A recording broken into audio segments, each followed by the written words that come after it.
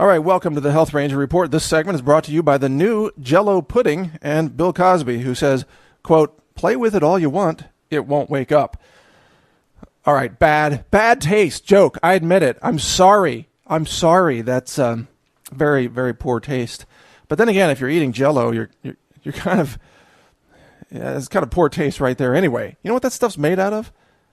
Isn't it like horse parts for the gelatin, or cow parts with artificial colors and aspartame and fake sugars? And I mean, seriously, if Bill Cosby's little blue pills are the definition of making love, then Jell-O is the definition of food, right? Because both of them are total frauds, right?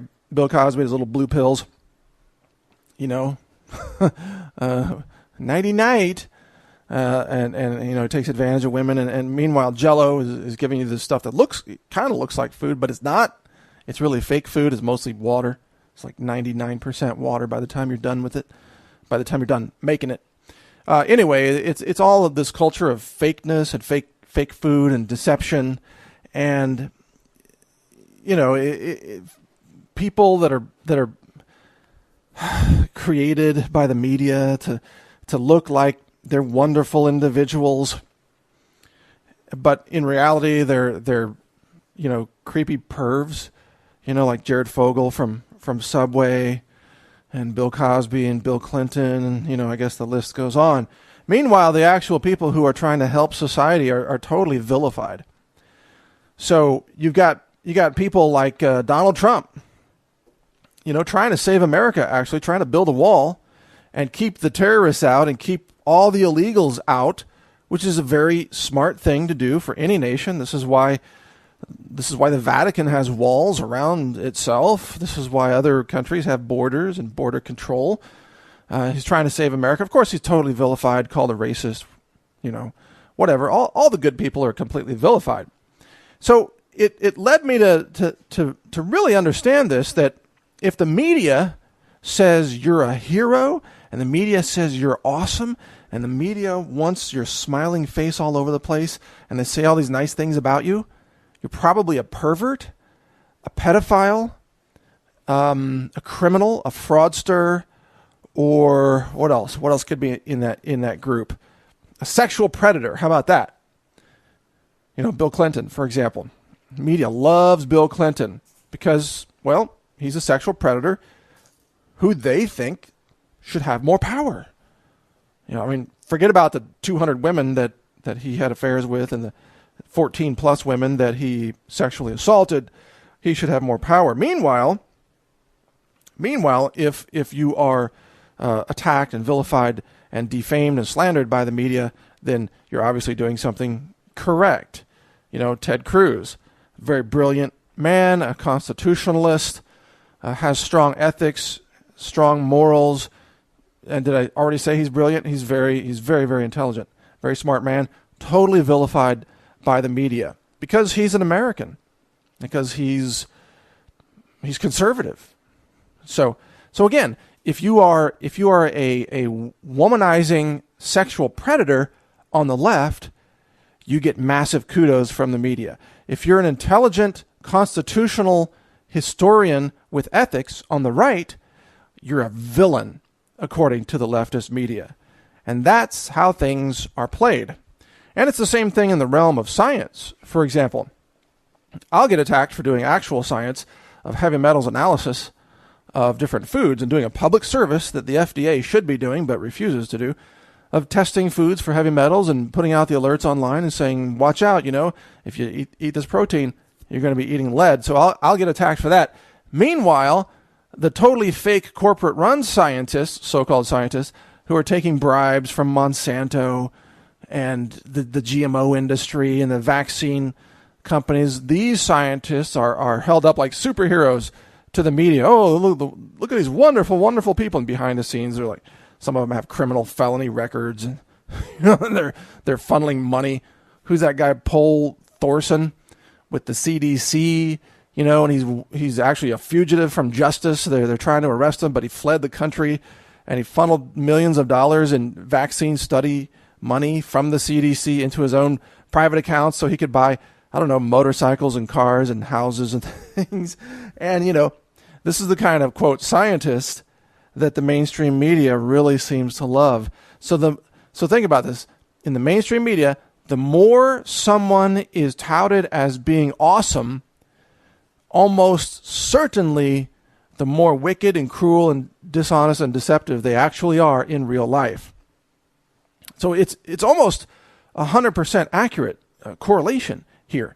You turn on the TV. Well, I don't even have TV access, but if you did turn on TV and there's CNN and they have some famous person on there, rest assured, if they're saying something nice about that person's probably like another Jared Fogle, pricking little kids in the back seat of his little fancy van or whatever, while driving from New York to Chicago to LA to be on TV and be praised as an incredible hero by the mainstream media. That's how sick the culture has really become.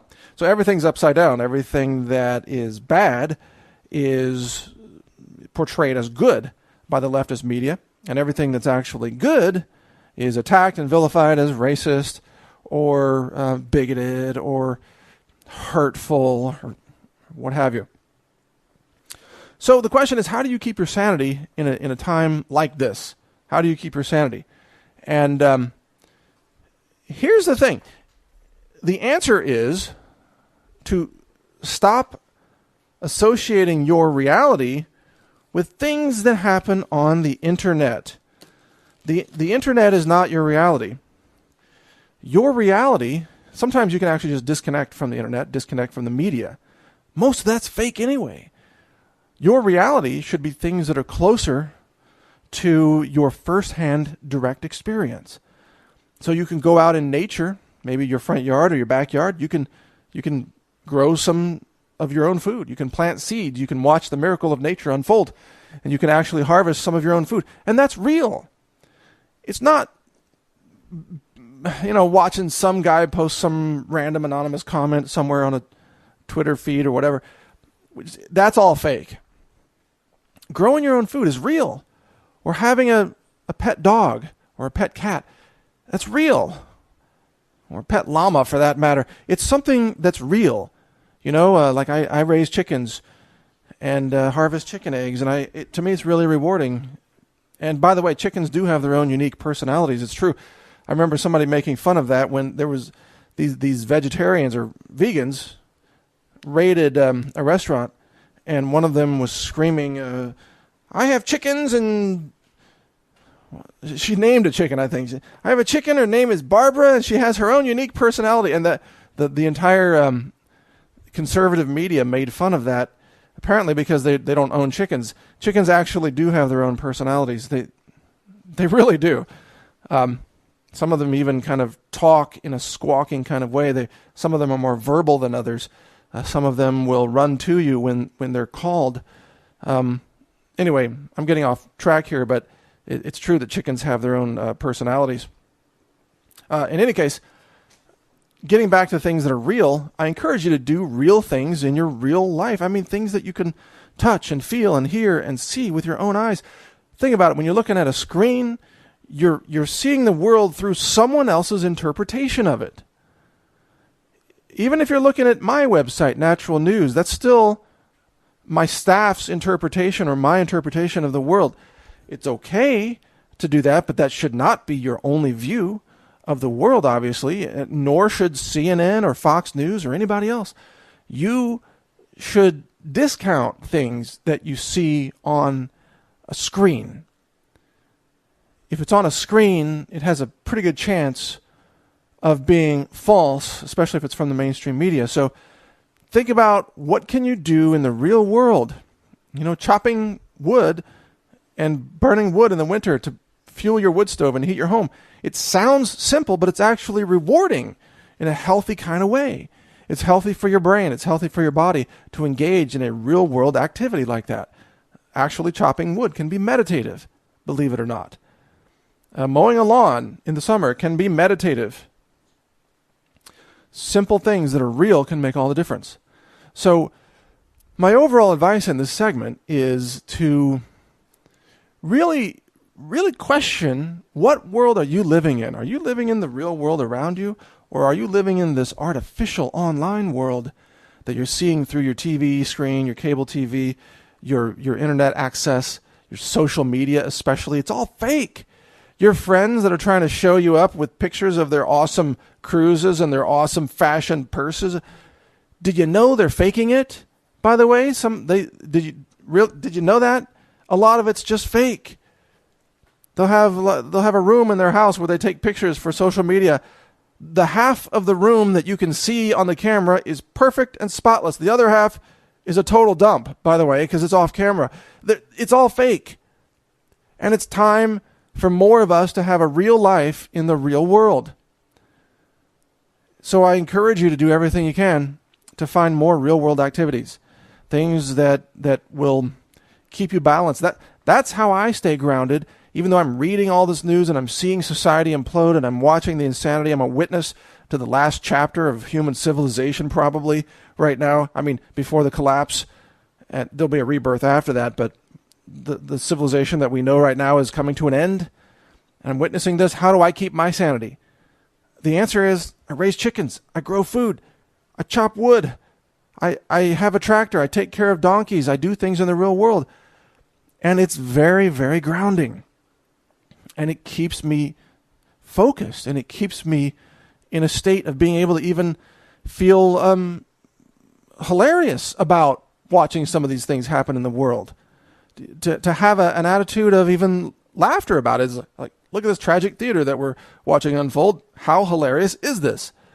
To watch these buffoons called human beings stumbling around, destroying themselves. You know, it's kind of tragic and sad, and it's also pretty damn funny from a George Carlin kind of humor way.